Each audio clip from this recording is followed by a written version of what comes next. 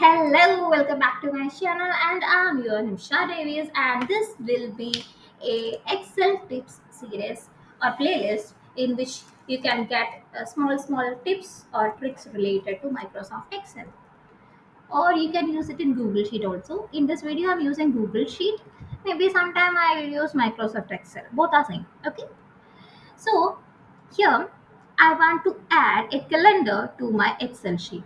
So for that, let me select the column, or if you want a particular cell, just select that cell only. Okay, I'm choosing the entire column, and here just click the data and go to data validation.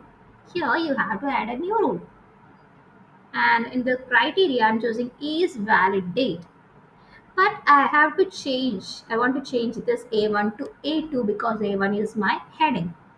So I changed A1 to A2, then click done. So the rule is applied for the entire A column except A1. Okay. When I double tap this thing, I will get a calendar pop up. You can select the date. Okay. You can select any date.